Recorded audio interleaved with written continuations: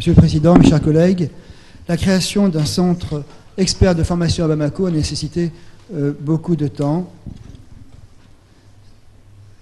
Elle a débuté en 1991 par l'arrivée de Djibril Sangaré dans mon service pour une collaboration, un stage de 1 an.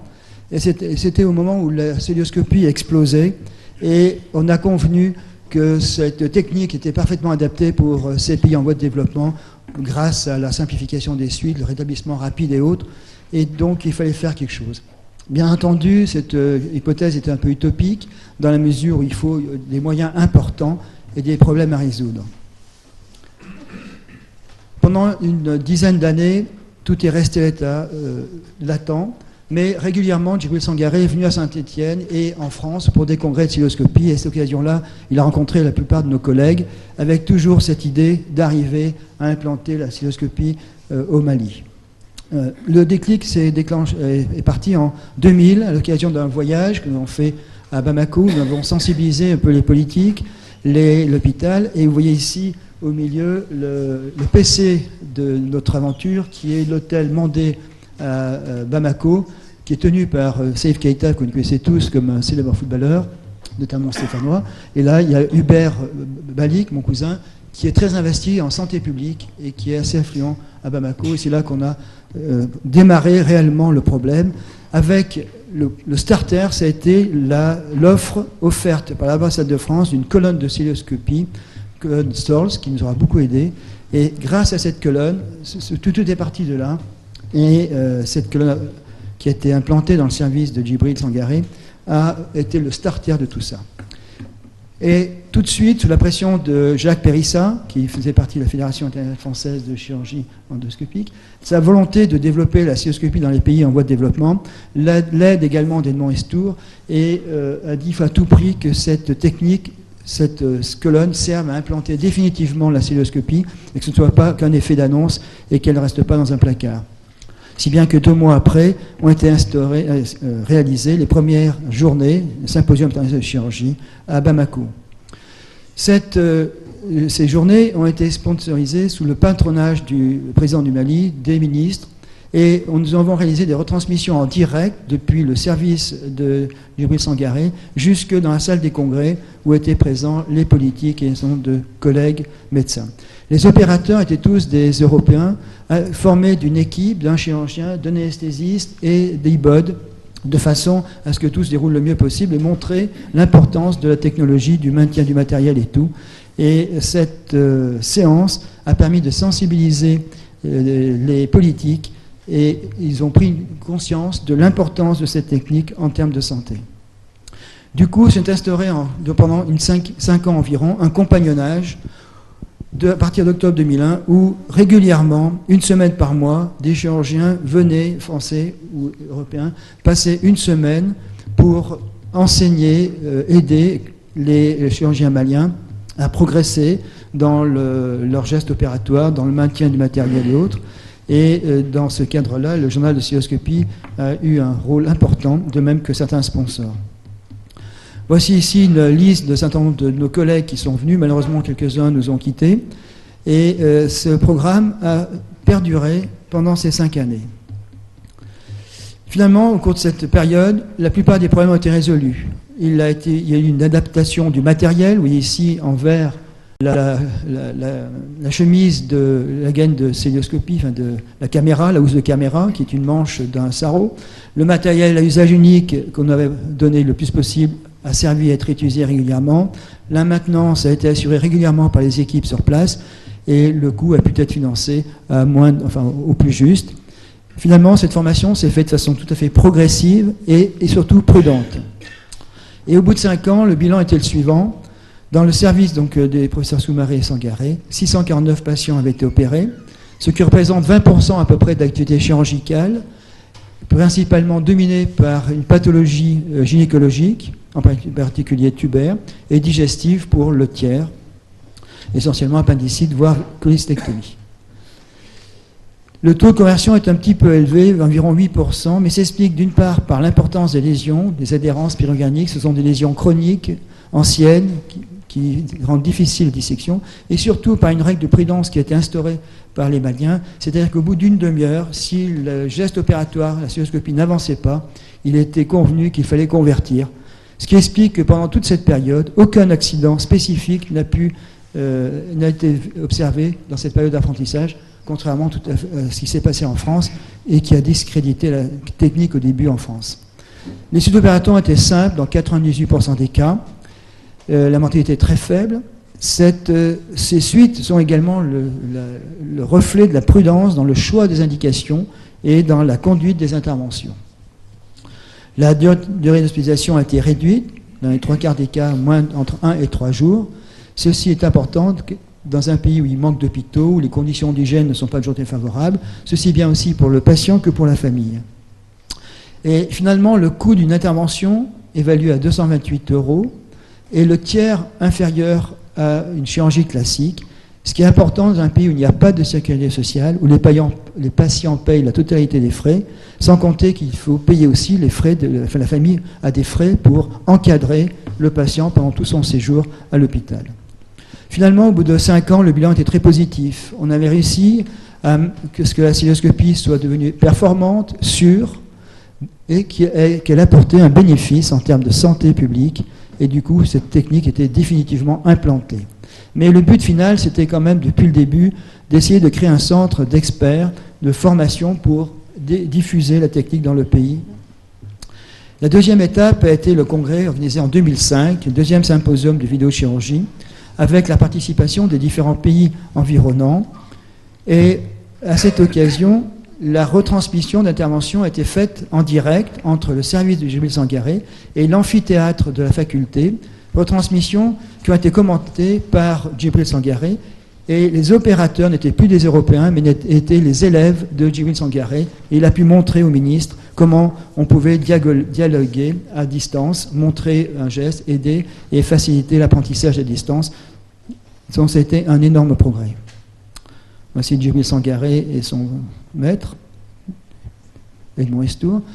En même temps, pendant cette période, a pu être construit le centre, l'Institut malien de recherche et de formation en chirurgie, qui a nécessité un petit temps, mais au bout de 4 ans d'efforts, d'aide de l'État et tout, ce centre a été inauguré. Et la devise de ce centre est assez intéressante. La notion, c'est « l'ignorance coûte plus cher que l'information, et en plus elle est dangereuse ». Je trouve que c'est une formule assez séduisante, qui me laisse à réfléchir. Ce bâtiment est composé d'une salle d'enseignement, d'une bibliothèque, de 2 salles d'intervention équipées de colonnes oscilloscopiques avec des caméras intégrées dans les cinétiques, ce qui permet de favoriser les retransmissions, du matériel informatique. À partir de cette date, 2006, ce centre a servi à l'enseignement de tous les chirurgiens du CES de chirurgie qui ont passé 6 mois à maîtriser ces techniques. Et ce centre a permis également de développer la formation à la fois de la chirurgie vidéoscopique, mais également de la chirurgie de base. Aussi les remises des premiers diplômes de cet institut. Donc, le but, c'était de diffuser la chirurgie dans les différentes spécialités, mais également dans les différentes régions, et aussi, si possible, dans les pays aux alentours de l'Afrique de l'Ouest. La téléchirurgie devait jouer un rôle important dans cette stratégie. L'apport de la cystoscopie permettait de développer aussi, d'améliorer le niveau de la chirurgie de base. C'était un effet locomotive. À partir de là, donc, plusieurs sessions étaient organisées. La première à Caille, plusieurs sessions sont succédées, notamment aussi à Ségou, et en partenariat avec la formation de chirurgie solidaire, le Santé Sud initialement, et puis maintenant avec Chirurgie solidaire, des missions ont été programmées régulièrement pour développer et apporter la technique dans ces régions, c'est l'hôpital de Caille.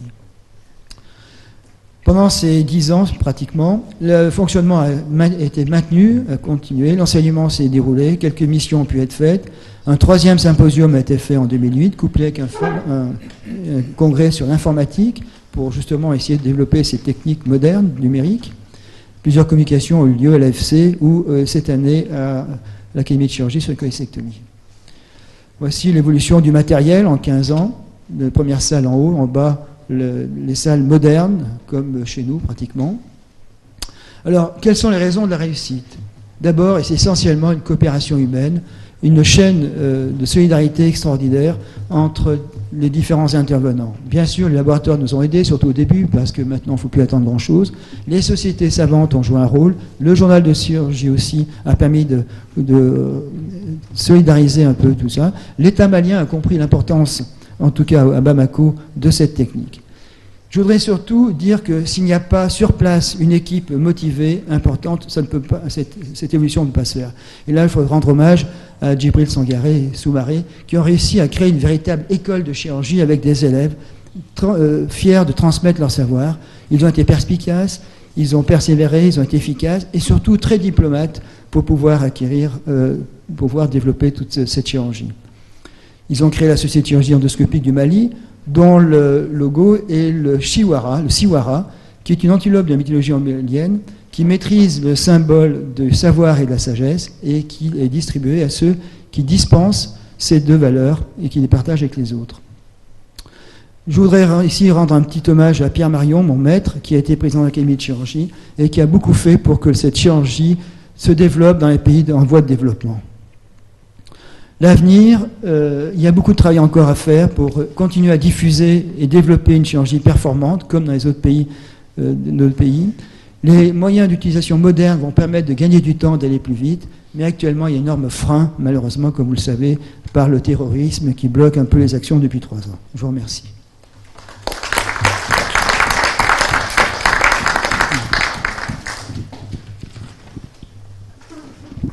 Alors j'appelle Philippe Mar pour commenter cet exposé. C'est bien ça, hein? Moi, je voulais juste ajouter à ce très bel exposé, tout à fait intéressant, et qui est la base de réflexion de notre séance de cet après-midi, la formation locale, à point de départ de la formation par les moyens de communication modernes. Djibril Sangaré avait été contacté pour faire cette présentation, mais il l'avait décliné bien avant les attentats récents de Bamako, parce qu'il était très pris ailleurs, notamment en Égypte. C'est la raison pour laquelle nous pensons tous à lui aujourd'hui, et c'est la raison pour laquelle Jean-Gabriel a fait la présentation. Moi, je n'ai rien à ajouter. C'est très belle présentation. Jean-Luc, tu commentes. Oui, alors, un commentaire et une question. Le commentaire, c'est que les gestes techniques de célioscopie par ces chirurgiens s'acquièrent facilement et je dirais même rapidement.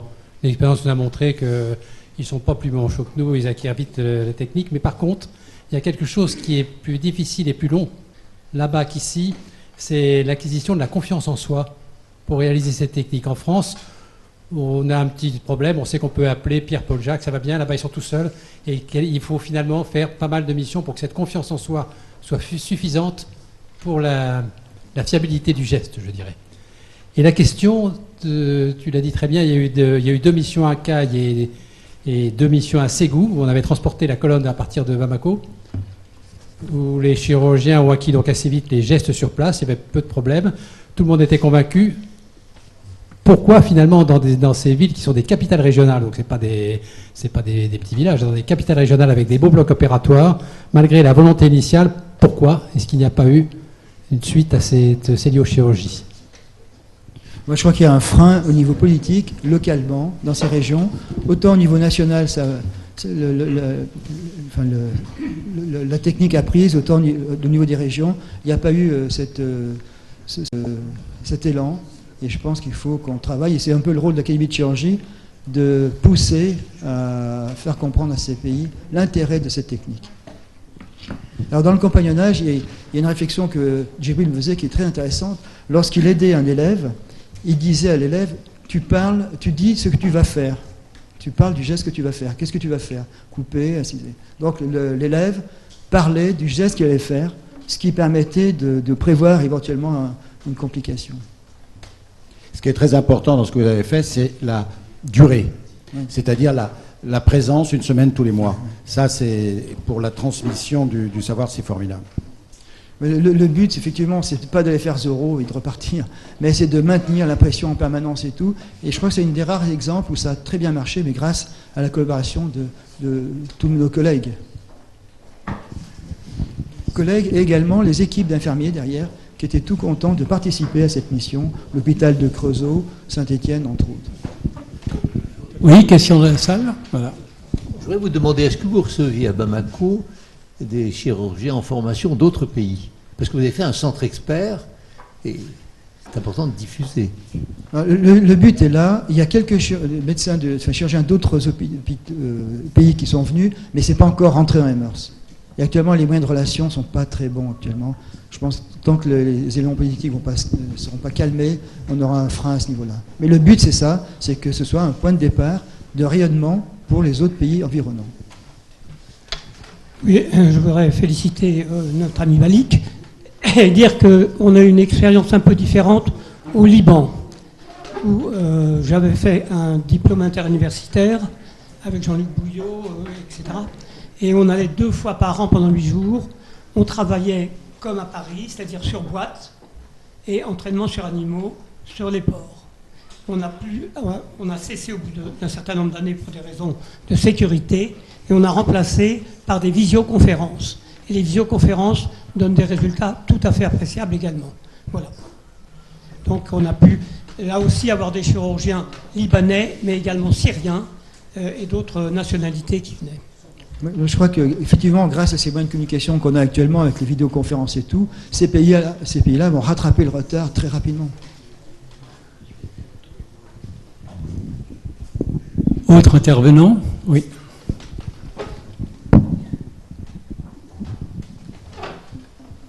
Je voudrais dire une chose ajoutée, c'est que l'action que vous avez eue, qu'on a eue à Bamako, là ils m'ont beaucoup trop montré parce que je suis beaucoup moins important que les photos qu'ils ont montrées.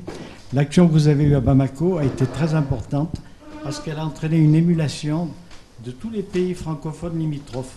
Et en particulier actuellement, on pourrait énumérer les endroits où la celluliochirurgie se pratique, en particulier pour la chirurgie abdominale, surtout pour la chirurgie biliaire, se pratique le Sénégal, au CHU Le Dantec, à Dakar, au Gabon, à Libreville, où il y a un service qui fonctionne très bien, en Mauritanie, à Nouakchott, centre hospitalier national, où il y a des colonnes de celluliochirurgie, en Côte d'Ivoire, à Abidjan, à l'hôpital Houphouët-Boigny, au Burkina Faso, à Ouagadougou, et au Tchad, à Djamena, à l'hôpital de la Renaissance.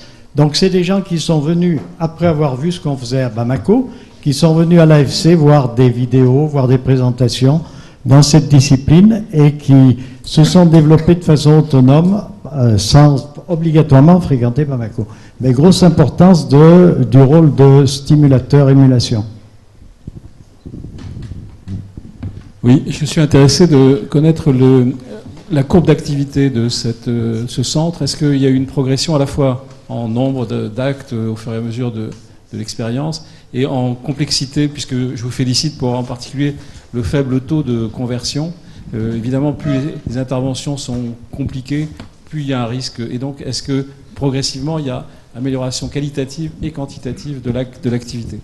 Qualitative, d'emblée, ils ont été tellement prudents et tout que d'emblée, la qualité était là.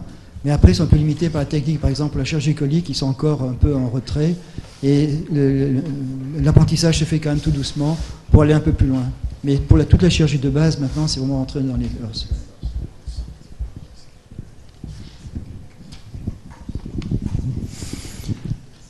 Autre intervenant?